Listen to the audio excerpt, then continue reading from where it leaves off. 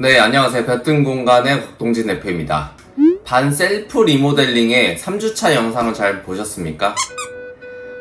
이게 저희 여직원이 직접 현장을 맡아서 진행하고 있었던 집이었는데요. 직접 여직원이 할 수 있는 부분들은 하고 업체를 불러야 하는 부분들은 불러서 작업했기 때문에 반셀프 인테리어라고 말씀을 드리는 거고요. 중간중간에 실수도 많았습니다. 제가 현장을 직접 많이 봐주지는 못했기 때문에 여직원이 이제 혼자 진행을 조금 많이 했었고, 이런 인테리어 공사함에 있어서 많이 미숙했죠. 현장을 전에 해봤었던 것도 아니고 이런 관련된 업종에서 일해본 경험도 거의 없다고 봐도 될 만큼이요. 그래서 이번에 처음에 이제 현장을 맡아서 진행했기 때문에 실수도 많았습니다.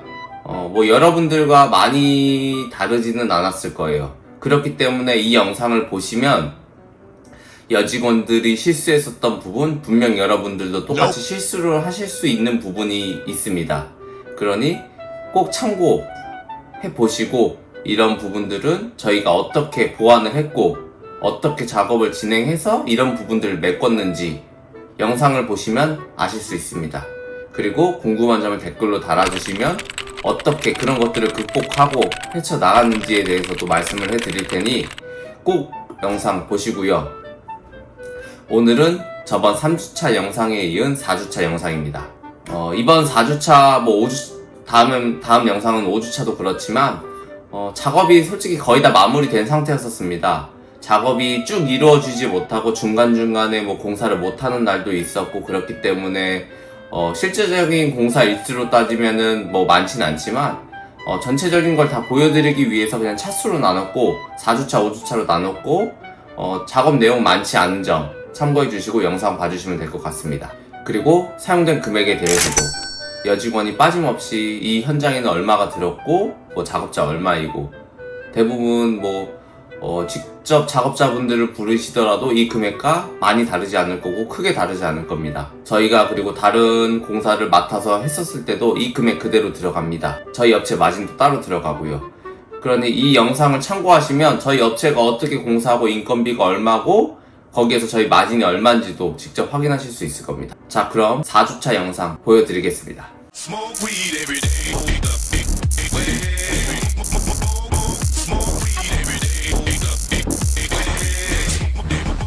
21일차와 22일차에는 작업이 없었습니다. 23일차에는 전기 작업이 있었습니다. 전기 작업자분은 그 전에 불렀던 작업자분을 모셔서 작업을 진행하였고요. 천장 조명 타공 작업을 진행하였습니다. 일당은 각각 35만원이 들었고 두 분이 오셔서 70만원이 들었습니다. 이 안에는 기타 부자재, 전선이라든지 이런 금액들도 어느 정도 반영이 되어 있으니 참고하시면 좋을 것 같습니다. 식비로 24,800원이 들었습니다. 그 전에 라인 조명을 시켰던 그 배송 비용 15,000원이 들었습니다.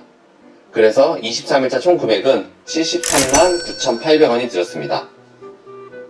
24일차는 작업이 없었습니다. 25일차입니다.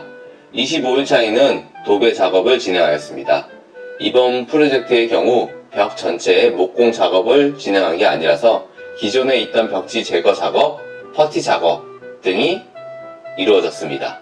오래된 집이기도 하고 반지하라 약한 스펙이기 때문에 조금 더 많은 작업이 진행되었습니다.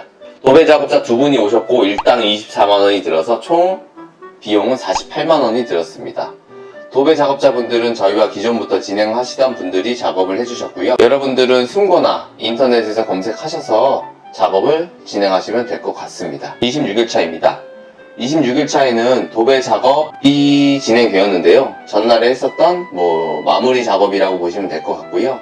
전날에는 어느 정도 밑작업 위주로 했다라고 하면은 26일차에는 본 도배 작업이 진행되었다고 생각하시면 될 것 같습니다. 26일차에도 작업자 두 분이 오셔서 작업을 진행하였고요. 인당 24만원이 들어서 총 인건비는 48만원이 들었습니다. 도배지와 부자재 총 금액 합해서 75만 2천원이 들었습니다. 이렇게 해서 26일차 총 금액은 123만 2천원이 들었습니다. 27일차입니다. 27일차에도 마찬가지로 도배 작업을 진행해 주었습니다. 이번에는 세 분이 들어오셔서 도배 작업 마무리를 지었습니다. 그럼 4주차 금액에 대해서 한번 보겠습니다. 전기 작업자 2품이 들었고 도배 작업자 2품 총 9품이 들었고요. 인건비는 총 금액 238만원이 들었습니다. 식비는 총 24,800원이 들었고 라인 조명 착불 금액, 도배지 금액과 부자재 금액 이렇게 해서 76만 7천원이 들었습니다. 4주차 총 금액은 317만 1,800원이 들었습니다. 5주차입니다. 28일차에는 작업이 없었습니다. 29일차입니다. 장판 작업이 진행되었습니다. 장판은 회색 타일과 비슷한 느낌이 나는 장판으로 작업을 진행하였습니다. 장판 작업자도 저희가 기존에 같이 작업하는 업체를 사용하여서 작업하였습니다. 요즘에는 보통 장판은 잘 안 하지만 그렇다고 하더라도 장판도 다양하게 잘 나오는 장판들이 있기 때문에 필요하신 작업을 하시면 될 것 같고요.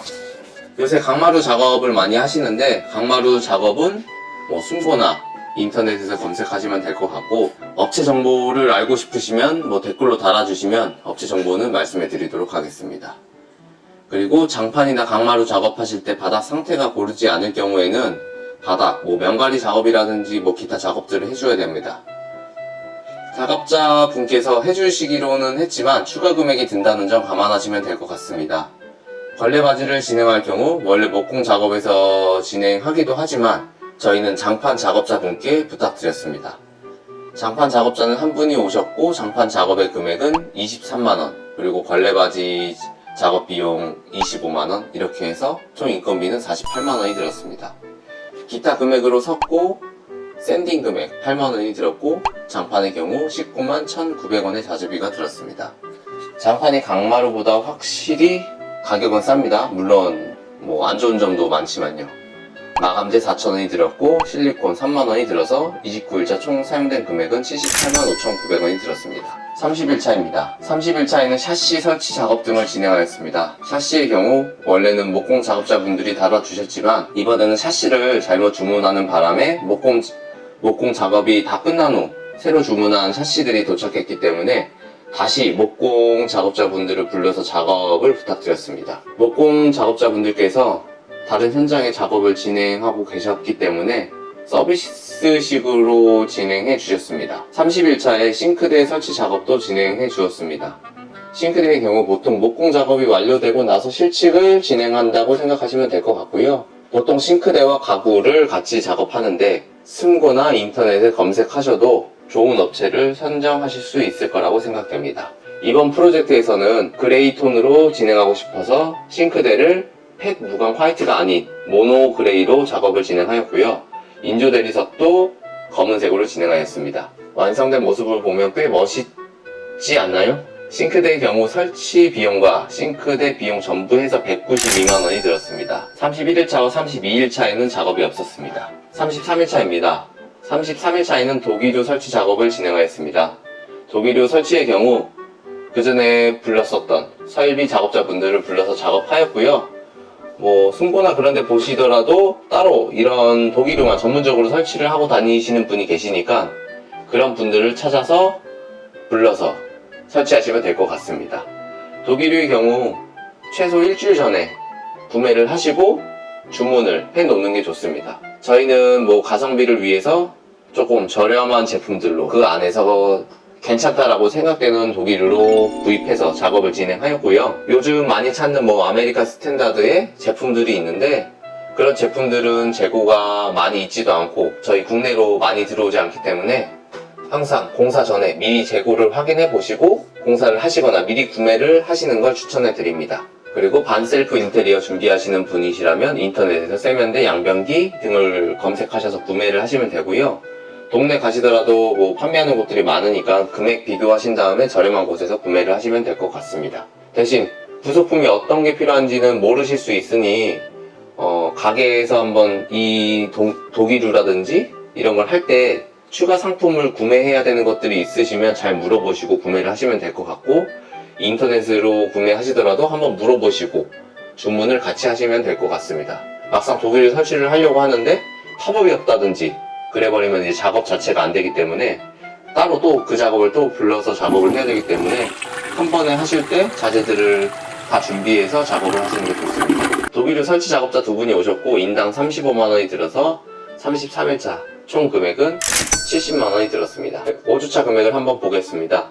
작업자 총 5명이 들었고 총 인건비는 310만원이 들었습니다. 식비는 8,000원이 들었고 기타 비용으로 30만 5,900원이 들어서 총 금액은 341만 3,900원이 들었습니다. 35일차에는 전기 설치 작업을 진행하였고 두 분이 오셔서 전기 작업을 진행해 주셨습니다. 인당 35만원씩 총 70만원이 들었습니다. 이렇게 4주차 영상과 4주차 영상이 사용된 금액에 대해서도 한번 보여드렸습니다. 그리고 이후 저희가 화장실, 천장인 SMC 작업을 하기 위해서 여러가지 준비를 했었습니다. 그런데 그 반지하의 특성상 걸림돌이 굉장히 많았습니다. 보시면 화장실 천장에 환풍기가 안 돼 있었고 그 천장도 고르지 않게 작업이 되어 있었습니다. 그런데 저희가 타일은 이렇게 똑바르게 SMC를 그냥 얹혀서만 작업을 할 수 있게 했었는데 그 작업이 생각보다 쉽게 잘 이루어지지 않았습니다.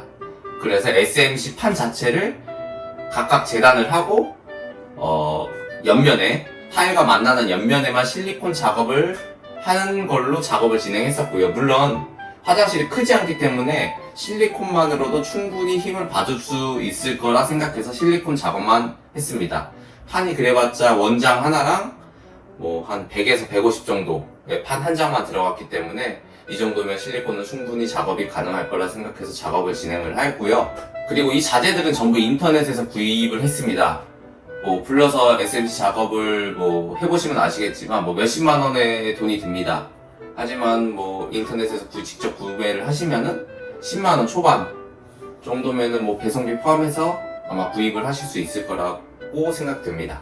저희도 그렇게 구매를 하였고요. SMC 작업을 하는데 굉장히 힘들었고요. 웬만하면 이래서 작업자를 불러야 한다 라고 생각이 들 정도였습니다. 전문가는 전문가였으니까요. 저희보다 훨씬 수월하게 작업을 했을 거라고 생각됩니다. 이렇게 해서 4주차의 전기 작업, 그리고 화장실, 천장까지 해서 프로젝트가 모두 마무리되었습니다. 그리고 각 공정마다 들어가는 금액, 어떻게 작업자들을 구해야 하시는지에 대해서도 말씀드렸는데요. 더 궁금하신 점이 있으시다면 댓글로 남겨주시면 답변해 드리겠습니다. 다음 영상에서는 1주차부터 전부 사용된 총 금액에 대해서도 한번 말씀드리고 공사 전반적인 작업 장면에 대해서도 영상을 좀 편집해서 한번 같이 보여드리려고 합니다. 그럼 다음 영상에서 뵙겠습니다. 지금까지 배뜬 공간의 곽동진 대표였습니다.